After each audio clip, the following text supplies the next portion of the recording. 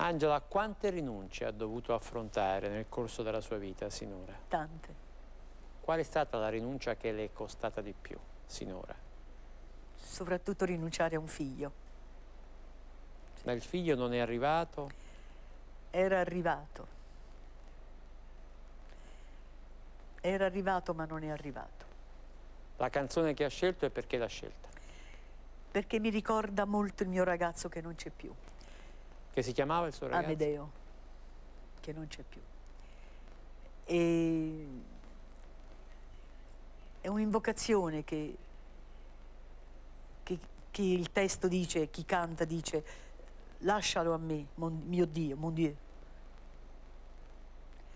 E Dio non glielo lascia. Qual è il titolo? Mon Dieu. Mon Dieu. Giovanna Bizzarri. Sentiamo.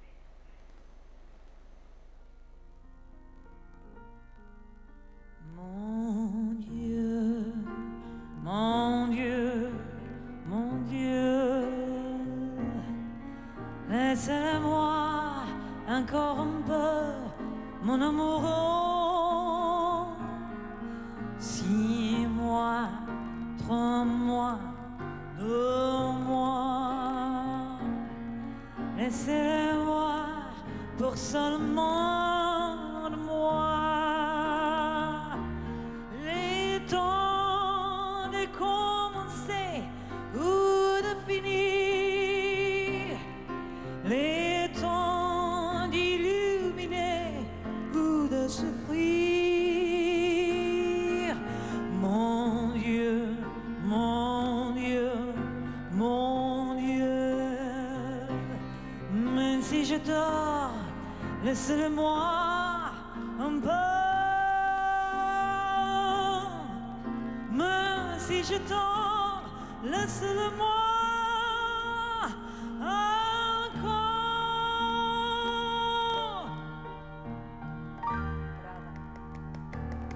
Brava. Lei ha recitato di tutto. Sì.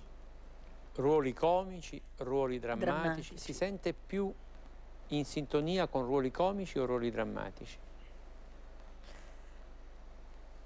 Mi piacciono tutti e due i ruoli, perché sono due facce della stessa maschera, diciamo. Appartengono alla stessa persona. E poi molte volte la comicità si tira fuori proprio dai momenti drammatici. A volte si dice non c'è un matrimonio senza lacrime, non c'è un funerale senza sorrisi. Ed è vero, mi è capitato pure. Squillo del telefono, sentiamo se è con noi questa notte anche la dottoressa Laurelli, come ogni notte. Buonanotte, dottoressa. Buonanotte. C'è un sogno Un sogno. che sente di raccontare? Io, fino a un certo punto della mia giovinezza, della mia fanciullezza, sognavo tutte le notti che morivo di parto. Ha un significato? Questo sogno può avere un significato? Beh sì, perché il parto è il momento creativo per eccellenza, no? E in qualche modo questo morire dando alla luce qualcosa può avere a che fare con quello che in quel momento si sta vivendo rispetto anche ai propri progetti, alle proprie alla progettualità che si ha rispetto alla propria vita, nel senso che mettere alla luce al mondo una creatura in qualche modo può voler dire anche rinunciare, no? Rinunciare a tutta un'altra parte. E probabilmente questo tipo di sogno aveva probabilmente a che fare con questo aspetto, col fatto che evidentemente investire così tanto in un aspetto creativo di sé poteva voler dire anche rinunciare ad un aspetto altrettanto vitale, ma che probabilmente apparteneva a un altro aspetto, no? Non quello esattamente creativo. Ha sentito? Sì. Che sta pensando? Sto pensando alle parole della signora, come sono giuste, azzeccate, come si suol dire. Sì. Buonanotte, dottoressa. Buonanotte. Buonanotte, grazie. Il palcoscenico che sensazioni le regala? Ancora tanta emozione? Guai se non avessi quelle emozioni, come potrei trasmetterle? Ho fatto un concerto l'ottobre del 2004 presentando i colori della mia vita e ho avuto delle critiche stupende. veramente molto lusinghiere.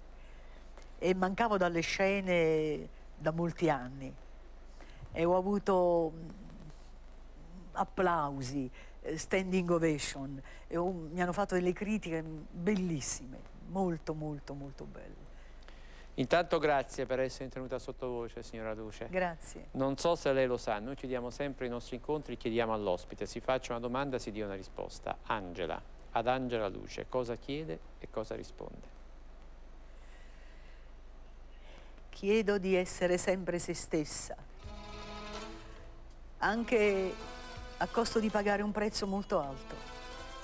Sii sempre te stessa, non arrenderti, rimboccati le maniche e vai. Una donna coraggiosa, Sì. coraggiosissima. Sì. Di cosa o di chi ha timore? Innanzitutto delle cattiverie, delle malvagità di certe persone, delle persone malvagie, ovviamente, e poi delle male lingue, perché a volte, guardi, una mala lingua ti espone veramente, ti mette a disagio, ti mette in uno stato d'animo terribile, soprattutto quando dicono cose che non sono vere. Come si fa a regalare felicità? Io credo che, secondo il mio modestissimo parere, la felicità, per regalarla, secondo me, bisogna tenerla nell'animo, bisogna prima sentirla. Perché io credo che non sentendo, non avendo dentro delle sensazioni, non le puoi trasmettere. Il suo rapporto con il cinema oggi è buonissimo. Che tipo di rapporto ha con il cinema? Ottimo, ottimo. Le piace fare cinema, le piace anche vedere cinema? Molto, molto. Cosa vede al cinema? Quando ho tempo vado a vedere dei buoni film e non mi fido mai quando mi dicono: Angela, non andare a vedere quel film perché non è bello. Si sbagliano. Magari lo vado a vedere e mi piace. Col teatro ha un buon rapporto? Sì, Da sempre? sempre. Come Questo attrice e contatto, come spettatrice?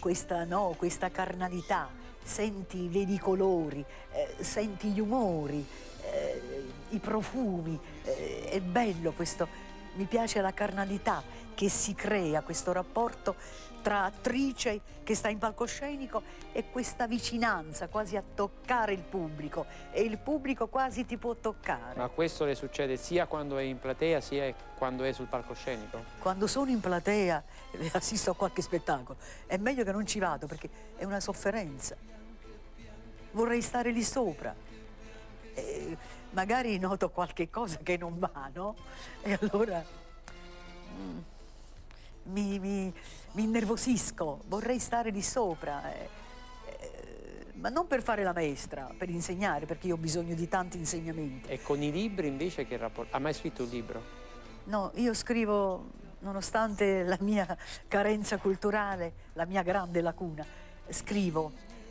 Dicono che io scriva molto bene, ho scritto anche delle canzoni. E io non le chiamo poesie, perché è una parola troppo grossa. I miei stati d'animo. Ma non ha mai pensato di scrivere un libro?